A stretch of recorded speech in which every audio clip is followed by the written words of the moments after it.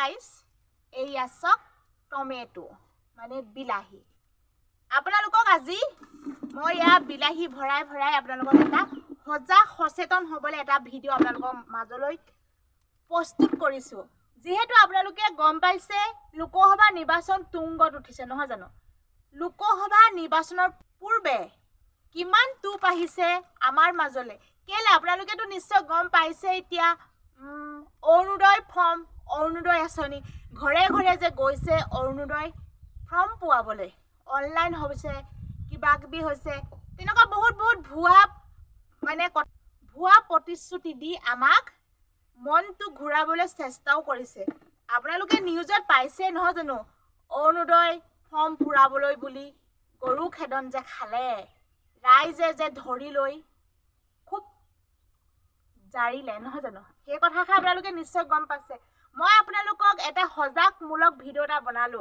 আৰু আপোনালোকে মই দুখন ফৰ্ম দেখুৱাম এখন হৈছে ফৰ্ম সঁচা অৰুণোদয় আৰু এখন হৈছে মিছা আৰু আপোনালোকে সেই সঁচা ফৰ্মখন মই আপোনালোকক দেখুৱাম এইখন দেখিলে গম পাব সঁচাকৈ এখন অৰুণোদয় ফৰ্ম আৰু মিছা ফৰ্মো এখন আছে সেইখনো আপোনালোকৰ মাজত মই দেখুৱাম আপোনালোকক এই স্ক্ৰীনত দেখাইছো এইখন হৈছে মিছা ফৰ্ম ভালকৈ চাই লওকচোন আপোনালোকক যদি এই ফৰ্মখন দেখুৱাই তেতিয়া আপোনালোকে গম পাব একচুৱেলি আপোনালোকক আহিছে এটা টিপ দিবলৈ যদি এইখন চাই লওক এইখন ফৰ্ম হৈছে সঁচা এই ফৰ্মখন যদি আপোনালোকে দেখে সঁচাকৈ অৰুণোদয় ফৰ্ম পুৰাবৰ কাৰণে আপোনালোকৰ ঘৰলৈ আহিছে ৰাজনীতি লোকসভা নিৰ্বাচনত তুংগত উঠিছে ৰাজনীতি নহয় জানো এতিয়া সপক্ষ বিপক্ষ গোটেই দলে মাজত লাগিছে মহাৰণ বাজিছে ৰণদংকা হয় নে নহয় বাৰু কওকচোন আৰু এতিয়া লোকসভা নিৰ্বাচনলৈ মাত্ৰ দুটামান দিন আৰু সেই দুটামান দিনতে আমি বিবেক বিবেচনা কৰি চিন্তা কৰিবলগীয়া হৈ গ'ল কাৰণ আমাৰ ভোটটো কাক দিলে আমি লোকসভা নিৰ্বাচনক জিকালে আমাৰ অহা প্ৰজন্মত আমাৰ কাৰণে কিমান সুবিধা হ'ব আমাৰ বিবেক বিবেচনা কৰি চাবলৈ আমাৰ সময় মাত্ৰ তেনে তাকৰ আৰু যেহেতু আপোনালোকে গম পাইছে কিছুমানে খেদনো দিছে ভোট বিচাৰি আহি আৰু আপোনালোকে যদি ভোট বিচাৰিও আহে আপোনালোকৰ ঘৰলৈ কিন্তু আপোনালোকে কিছুমান প্ৰশ্ন সুধি ল'ব সেই প্ৰশ্নৰ উত্তৰসমূহ আপোনালোকে ল'বলৈ চেষ্টা কৰিব যিখিনি প্ৰশ্ন আপোনালোকৰ মাজত আছে এতিয়া আহিব বিশ্বাম দেহি সেইখিনি কিন্তু আকৌ ভিক্ষাই নহয় গম পাইছেনে সেইখিনি ভোট বিচাৰি অহাহে ভিক্ষাই আৰু এটা কথা এই সময়ত কিন্তু আমাৰ ৰাইজখন ৰজা হৈ আছে নহয় জানো কাৰণ এতিয়াতো লোকসভা নিৰ্বাচনত জিকাব লাগিব আমাৰ ৰাইজে এতিয়া কিন্তু একদম ৰাইজক ভিক্ষা খুজিবলৈ আহিব বিশ্বাম দেহি সেয়া কিন্তু ভিক্ষাই নহয় চাউল বিচাৰি অহা ভিক্ষাই নহয় এতিয়া ভোট বিচাৰি অহা ভিক্ষাই কিন্তু আপোনালোকৰ মনৰ প্ৰশ্নখিনি সুধিবচোন উত্তৰসমূহ পায় নে নাপায় তেতিয়া গম পাব চাওক ইয়াত পূৰা পকা বিলাহী আৰু আমিতো খেতি কৰিয়ে খাব লাগিব নহয় জানো মাহঁতে হয় ইয়াত বিলাহী ছিঙি আছে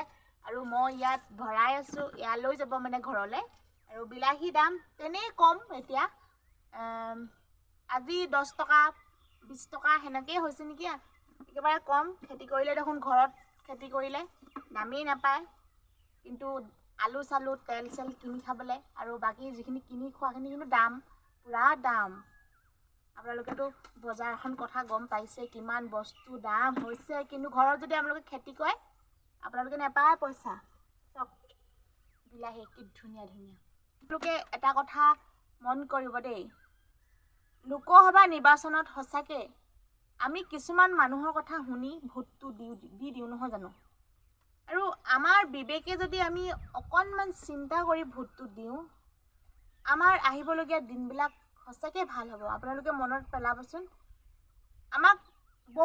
আমাক টোপ দিছিল নহয় জানো এইটো কৰিব এটা কথা আপোনালোকে যদি গোটৰ সদস্যবিলাকে চাই আছে আপোনালোকে কওকচোন যেতিয়া মাইক্ৰ' ফাইনেন্সৰ ৰেহাই দিম বুলি যেতিয়া আমাক প্ৰতিশ্ৰুতি দিছিল পালে জানো ৰেহাই নাপালে এতিয়া মাইক্ৰ' ফাইনেন্সত যদি কিছুমানে ৰেহাই পাম বুলি মাইক্ৰ' ফাইনেন্সটো নমৰাকৈ ঘৰত বহি থাকিল কিন্তু এতিয়া সেই ধাৰ বুলি বেলেগৰ পৰা নাপায় বোলে আৰু এতিয়া যিহেতু 10,000 এতিয়া লাখপতি আপোনালোকে ভাবিছে সকলোৱে পাম বুলি আৰু নিৰ্বাচনৰ পূৰ্বতে দিব জানো কওকচোন তাৰো কিমানখিনি যতৰ পতৰ লগাই দিছে। 2টা ল'ৰা ছোৱালী থকাসকলে পাব, 4টা 5টা ল'ৰা ছোৱালী থকাসকলে নেপাব।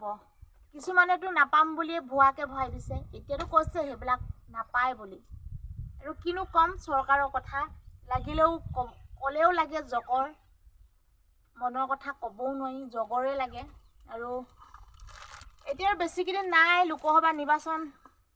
আপোনালোকে কাক ভোটটো দিলে, জয়যুক্ত কৰিলে আমাৰ কাৰণে সুবিধা হ'ব, সেই গোটেই কথাখিনি আপোনালোকে চালি জাৰি চাব।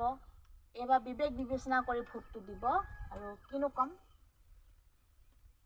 আপোনালোকৰ মাজত ক'বলৈও ভাষা নাই যিহেতু। আৰু আপোনালোকে সকলো জনা বুজা মানুহ, আৰু নক'লেও হ'ব, নিজে বিবেকেৰে চিন্তা কৰি ভোটটো দিব। যিহেতু হৈ গ'ল এয়া বিলাহী, খৰাহী হৈ গ'ল। আৰু এটা বাল্টি আনো, এইটোত ভৰাওঁ।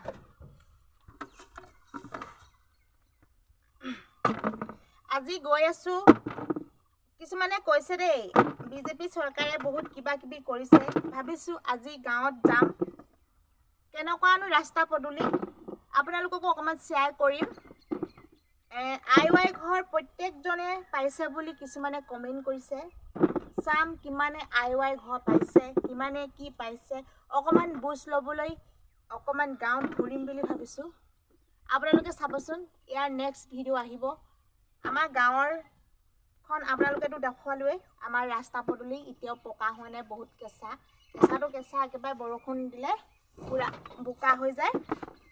আৰু ভাবিছোঁ আৰু আমাৰ ওচৰ পাজৰে গাঁওবিলাকক আপোনালোকক দেখুৱাম। যিসকলে কমেণ্ট কৰিছিলে যে একেবাৰে বিজেপি চৰকাৰে বহুত কিবা কিবি দিছে, সেইসকলেও ভিডিঅ'টো চাব। কিছুমান অন্ধভক্ত আছে, ভিডিঅ'ৰ তলত বহুত কিবা কিবি কমেণ্ট কৰে। কিন্তু আমি এটাও ৰাজনৈতিক দলত অন্ধভক্ত নহওঁ, কাৰণ আমি যোগ্য প্ৰাৰ্থিত্বজনকহে আমি জিকাবলৈ চেষ্টা কৰিছোঁ। কাৰণ জিকাৰ পিছত ৰজাই হৈ যায়, কিন্তু যিজন যদি প্ৰকৃত প্ৰাৰ্থী, যিজন যোগ্য, সেইজন কিন্তু যোনটো দলেই নহওক ভাল কাম কৰিব বুলি আশা আছে। কিন্তু ব্যক্তিগতভাৱে আমাক কাম নালাগে, কিন্তু ৰাজহুৱাভাৱে আমাক কাম কৰিব লাগে। যি নিবনুৱা সমস্যা দূৰ হ'ব লাগে, আৰু শাক পাচলিৰ পৰা ধৰি লওক মূল্যবোধ হ্ৰাস কৰি দিব লাগে। পেট্ৰল ডিজেলৰ দাম হ্ৰাস কৰি দিব লাগে, যিখিনি ৰাইজৰ কাৰণে। আৰু টোল গেটসমূহ আপোনালোকে গম পায়, টোল গেট বঢ়াইছে, সেইবিলাকো বঢ়াব নালাগে। আৰু যাওঁতে আহোঁতে মানুহে পইচা দিবতো নোৱাৰে। আৰু যিখিনি GST লগাইছে সকলোতে GST, আৰু GST লগাব নালাগে। প্ৰত্যেকতে GST লগাই লগাই আমাৰ দিছে ৰাম টাঙোন। আৰু মূৰতে ৰাম টাঙোন খাইছোঁ, কিন্তু এচাম মানুহে বুজিয়ে নাপায়। আৰু এচাম মানুহে এনেই অন্ধভক্ত হ'ব, মূৰতে মাৰিছেনে ক'তে মাৰিছে বুজিয়ে নাপায়। নিজৰ বিবেক বিবেচনা নাই, লোকৰ ওপৰত ভৰসা কৰি চলা মানুহ আছে এচাম। এতিয়া বুজিয়ে পোৱা নাই কাৰ মানে কি বোলে, বুজি নাপায়, কি একোৱে বুজি নাপায় মানে। কৈছোঁ নহয় আৰু দেই, কি যে মানুহ। আৰু চব পূৰা বিলাহী। এতিয়া মানে এইবিলাক বিলাহী, ডাঙৰ ডাঙৰ বিলাহী দাম বেলেগ, আৰু এই সৰু সৰু বিলাহীও দাম বেলেগ। আপোনালোকে বিলাহী কোনে কোনে খাই বেছি ভাল পায় জনাবচোন। মই ফেভৰেট বিলাহী খাই বিৰাট ভাল পাওঁ, পুৰি খাই ভাল পাওঁ, ভাজি খাই ভাল পাওঁ, মানে বিলাহী কেঁচাকৈও খাই ভাল পাওঁ। বিলাহীটো বহুত ভাল, স্কিনৰ কাৰণে ভাল, স্বাস্থ্যৰ কাৰণে ভাল, হয় জানো? কিন্তু বিলাহীত কম ঔষধ দিব লাগে বুলি ভাবিছে নেকি? দৰৱ মানে তামাম মাৰিব লাগে, আৰু দৰৱ নেমাৰিলে শাক পাচলিও নহয়, আৰু নুপুচাইগৈ। যদি কম হয় দাম শাক পাচলিত, মানে একোৱে নাথাকেগৈ। আৰু দৰৱৰ বহুত মূল্য বেছি, আৰু দৰৱ দিলে মানে আৰু স্বাস্থ্যৰ কাৰণেও বেয়া। আৰু দৰৱ দিয়াজনো বহুত কষ্ট হয়, কাৰণ গোটেই দৰৱৰ গোন্ধ গোটেই নাকে কাণে মুখে সোমাই যায়, আৰু স্বাস্থ্যটোৰ কাৰণে বহুত বেয়া। হ'লেও উপায় নাই, চলিবতো লাগিবই, নহয় জানো? আজি দেখুৱাম আপোনালোকক সৰু সৰু গাঁওবিলাকক জ্বলন্ত ছবি। যিহেতু কৈছে ৰাজনীতি এতিয়া ইলেকশ্যনত দুংকত উঠিছেই, আৰু আপোনালোকক তাৰ মাজতে কিছুমান জীয়া প্ৰতিচ্ছবি, জ্বলন্ত উদাহৰণ আপোনালোকক দেখুৱাম বুলি ভাবিছোঁ।